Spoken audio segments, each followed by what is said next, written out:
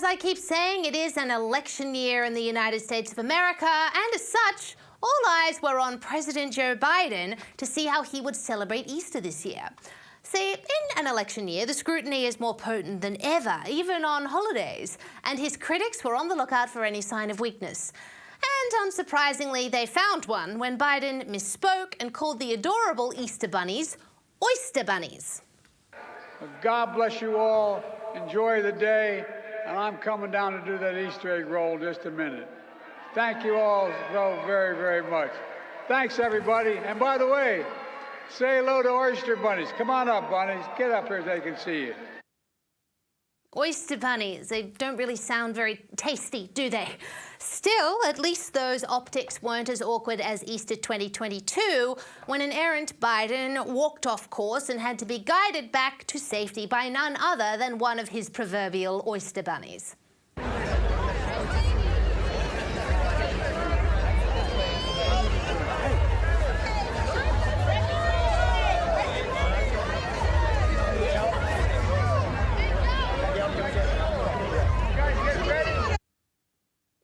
Yes, but a fairly innocuous, amusing exchange between Joe Biden and this suited performer, right? Well, maybe, until you see it from this angle.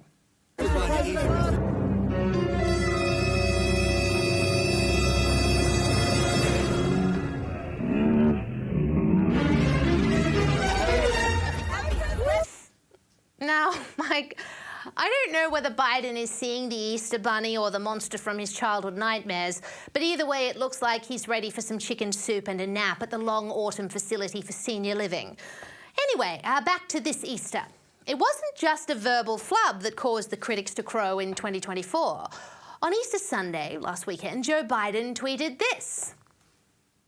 Today, on Transgender Day of Visibility, I have a simple message to all trans Americans. I see you. You are made in the image of God and you are worthy of respect and dignity.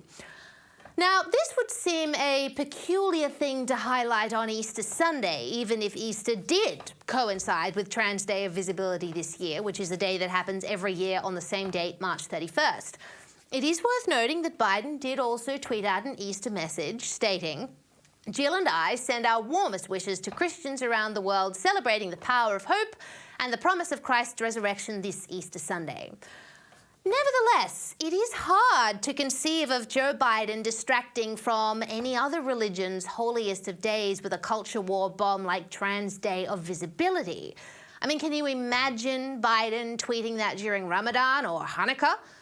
Certainly, Republicans seized on the excellent political opportunity it was to rain a few electoral blows on Joe Biden. Republican Speaker of the House Mike Johnson led the charge with, the Biden White House has betrayed the central tenet of Easter, which is the resurrection of Jesus Christ. Proclaiming Easter Sunday as Transgender Day is outrageous and abhorrent. The American people are taking note. Strong words indeed. However, when asked by a reporter about Speaker Johnson's comments, Biden said he didn't do that. Sir, Speaker Johnson said you betrayed the tenet of Easter by proclaiming Easter Sunday as Transgender Day. He called that outrageous and abhorrent. What do you say to Speaker Johnson? He's thoroughly uninformed. Uninformed how? I didn't do that. Now, this would seem to be gaslighting of the highest order since Biden did, in fact, do exactly that, which Speaker Johnson pointed out by tweeting the statement Biden made on Easter Sunday, which read, Now, therefore, I, Joseph R. Biden Jr., President of the United States of America, by virtue of the authority vested in me by the Constitution and the laws of the United States, do hereby proclaim March 31st, 2024 as Transgender Day of Visibility. Now, it seems pretty clear that Biden proclaimed Easter Sunday Trans Day of Visibility, right? Now, of course, White House Press Secretary, the long-suffering Karine Jean-Pierre, defended the tweet, pointing out, as I mentioned earlier, that the Day of Visibility happens every year. Every year for the past several years, on March 31st, Transgender Day of Visibility is marked. And as we know, for folks who understand the calendar and how it works, Easter falls on different Sundays, right? Every year. And this year it happened to coincide with Transgender Visibility Day. And so that is the simple fact. That is what has happened. That is where we are. And I do want to say a couple of things because I think it's important here. As you just stated in your questions, what we've been hearing out there, a lot of misinformation done on purpose. And as a Christian who celebrates Easter with family, President Biden stands for bringing people together and upholding the dignity and freedoms of every American. Now, sadly, and it's not surprising, right? It is actually unsurprising that politicians are seeking to divide and weaken our country with cruel, hateful, and dishonest rhetoric. It is dishonest what we have heard the past 24 hours.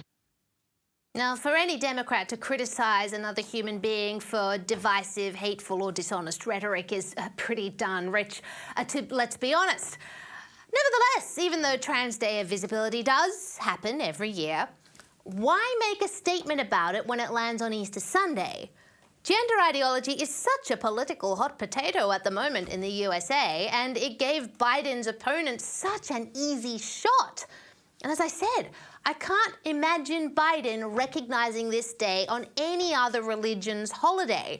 And what better way to rally Christian Republicans than to point out the Democrat president is glorifying an alternate ideology on Christianity's holiest day? Certainly, Donald Trump jumped in, calling on Joe Biden to apologize in a statement from his press secretary and saying this at a Wisconsin rally. And what the hell was Biden thinking when he declared Easter Sunday to be Trans Visibility Day? Such total disrespect to Christians, and November 5th is going to be called something else. You know, it's going to be called Christian Visibility Day, when Christians turn out in numbers that nobody has ever seen before. Let's call it Christian Visibility Day, all right?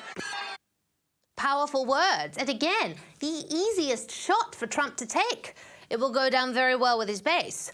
So why on earth did Joe Biden decide it was a good idea to make a fuss about Trans Day of Visibility on Easter Sunday in an election year, given how politically contentious the issue is? It was like handing his opponent a grenade. Is it because the White House thought the consequences of not mentioning Trans Day of Visibility would be even worse? That is, risking the highly aggressive and litigious trans activist brigade getting noisy and nasty should the Biden administration ignore the day. Or was it to polarize the political landscape even further, thus more firmly cementing Democrat voters in their camp, since the anger from Republicans would likely send Democrats scuttling to dear leader? Or could it be to distract from something else, namely the terrible state of the nation under Joe Biden?